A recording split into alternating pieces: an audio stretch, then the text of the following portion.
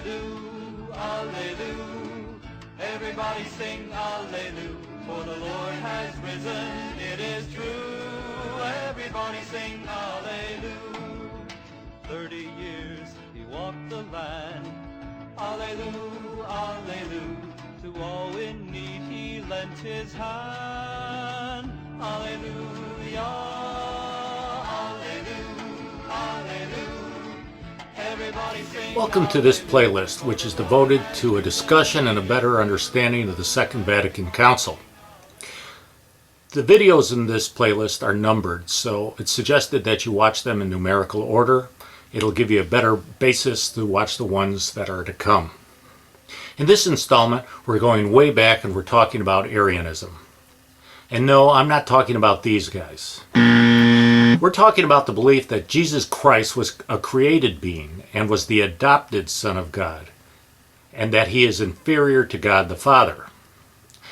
Arianism is a form of adoptionism, and adoptionists felt that because Jesus suffered, he couldn't be divine.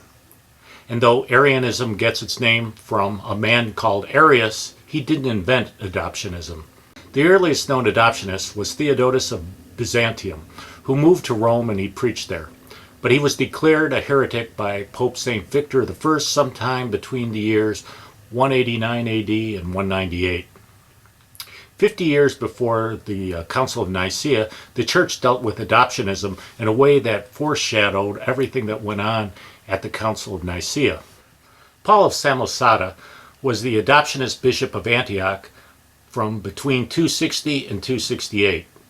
But it should be noted that his teachings were not exactly identical to Arianism.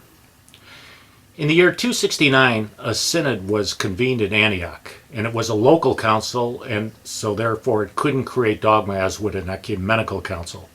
It would be on par to the synod of family that is just about to be conducted in Rome. The synod foreshadowed the Council of Nicaea. It deposed Paul and elected a new bishop, and the synod fathers wrote a letter to Pope Dionysius to inform him of this, but they hadn't realized that the Pope had just recently died. Paul was friendly with Queen Zenobia of Syria, and because of her protection, he was able to remain as bishop for 4 more years. However, at that point, the Roman Emperor Aurelian defeated Queen Zenobia, and Paul then lost her protection.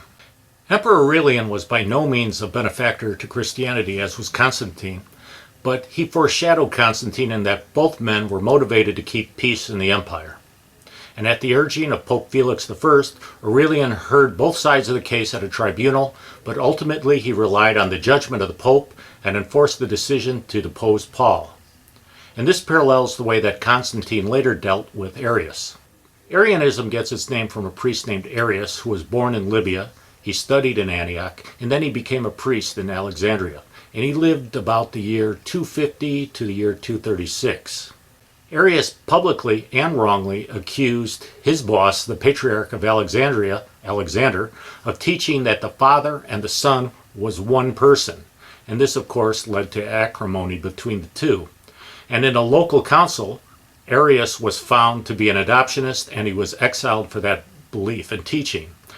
His supporters protested, and many bishops and Christian leaders supported his cause. When Constantine became emperor, he hoped to resolve the controversy, so he called for an ecumenical council, which was held in Nicaea, which is very near Constantinople, and that was held in the year 325.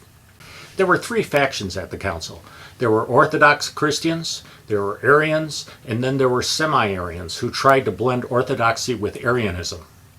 The Pope was represented by 2 legates, and 318 bishops attended, and they were mostly from the East. Now, Arianism had a stronger foothold in the East than it did in the West. Patriarch Alexander of Alexandria, of course, was present, and he was accompanied by a brilliant young deacon named Athanasius, who was able to verbalize to the council the issues at stake. The semi-Arians looked for a compromise and attempted to wordsmith language that would be acceptable to all factions. So they drew up a creed that was very similar to the Nicene Creed, but it didn't mention the nature of Jesus. The Catholic Encyclopedia describes the subtle ambiguities of language that then, as always, were eagerly adopted by dissidents from the mind of the Church. Now, St. Athanasius basically became the spokesman for Orthodox Christianity at this council, and he was able to persuade the Council Fathers that ambiguous language would only perpetuate the discord within the Church. The consubstantial nature of Jesus with God the Father was ultimately accepted with only 7 dissenting bishops, and the Council boldly declared anathemas against those who would declare that the Son was begotten, or once did not exist, or was a different substance or essence than God the Father, and Arius was condemned by the Council. However, the matter didn't just end there. The Arians didn't just disappear.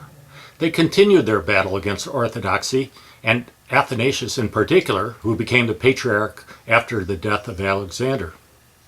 Within 1 year after the council, there were 2 local councils that absolved Arius and deposed Athanasius. These were not ecumenical councils, they were just local in nature. However, they caused him to be banished from Alexandria for 18 months. Influential Arians in the emperor's court persuaded Constantine to actually recall Arius. So Constantine, who felt bad for Arius and thought he was wronged, ordered the Patriarch of Constantinople to give Arius Holy Communion in the Patriarch's own church. Now, the Patriarch reportedly prayed that Arius would die before this could happen. And Arius then returned to Constantinople, and he was walking in the midst of a throng of celebrating Arians, and he was walking to Constantine's forum. But he was suddenly besieged by a bout of diarrhea, and then he ran to a nearby bathroom as if it was an emergency. And so while sitting there, moving his bowels, he suddenly and unexpectedly and very ignobly hemorrhaged and died before he could be received back into communion with the church. This prevented a great scandal, and many of the people saw this as a sign from God. In the year 340, Athanasius returned to his see in Alexandria. Unfortunately, Arianism didn't die when Arius died.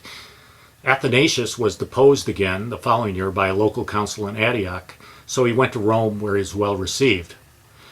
The new emperor, Constans, ordered Athanasius to be returned to his see in Alexandria in the year 349. But when Constans died the following year, the persecution of Athanasius resumed. There was actually a total of 14 local councils held in the span of 19 years that condoned Arianism.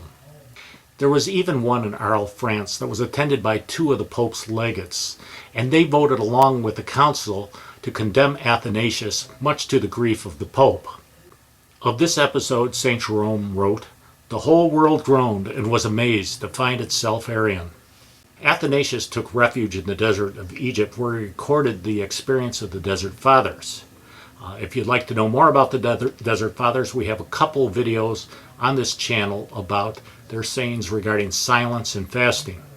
In the year 361, Athanasius was allowed to return again to his see and remained there until he died in 373.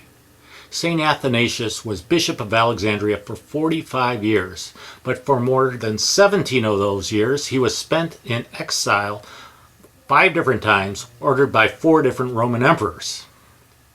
But by the time of St. Athanasius' death, the tide was turning toward orthodoxy in the Roman world. However, the Arian priests then just went north where they were better received, and they converted German pagans. And eventually, when those pagans who were turned Arian came and sacked Rome, they brought back Arianism.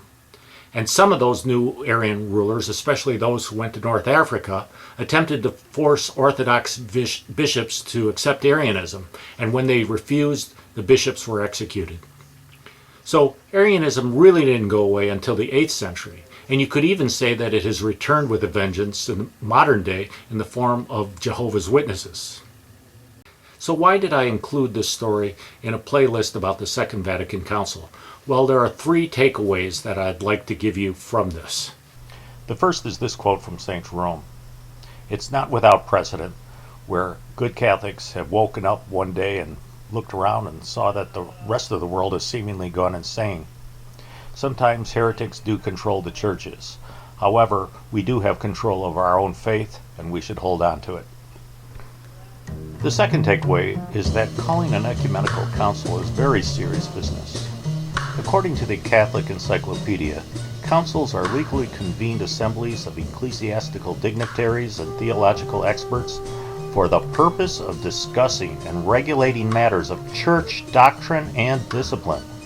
This will probably sound a little melodramatic to some people, but every time a church council is called, the forces of darkness are marshaled to challenge and tempt the Catholic Church. It's a battle of good versus evil. Angels are pitted against demons. To unnecessarily call for an ecumenical council for just frivolous reasons is really the pinnacle of hubris and madness. The third takeaway is that ecumenical councils historically never resorted to purposely ambiguous language. In the battle between good and evil, there is no room for compromise. Now, please try to remember these 3 points as we move through this playlist. Now, I hope you enjoyed this one. The next one's going to be about the Robber Council.